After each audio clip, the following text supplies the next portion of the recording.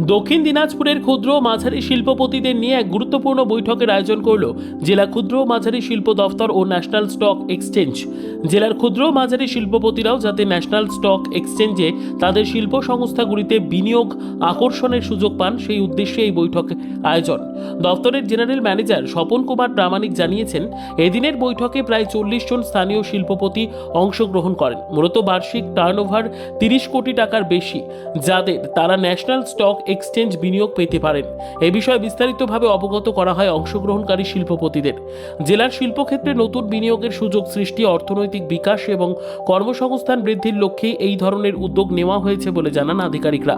ভবিষ্যতে আরও শিল্পপতিদের এই প্রকল্পে অন্তর্ভুক্ত করতে উদ্যোগ নেওয়া হবে বলেও জানান তারা।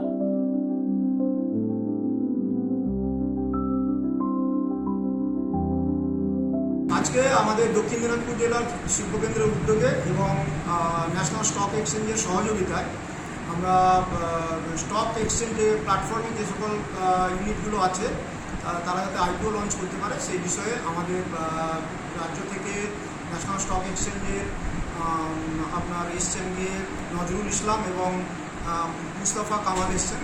উনি ওনার বক্তব্য পেশ করছেন কীভাবে শিল্পপতিরা আরও ভবিষ্যতে আরও বেশি স্টক এক্সচেঞ্জে পার্টিসিপেট করতে পারে এবং সেগুলো করতে গেলে কী কী ওনারা অসুবিধার সম্মুখীন হন বা হতে পারেন সেগুলো নিয়ে বিস্তারিত আলোচনা হচ্ছে, যাতে ওনারা ভবিষ্যতে আরও ভালোভাবে ব্যবসাটা চালাতে পারে।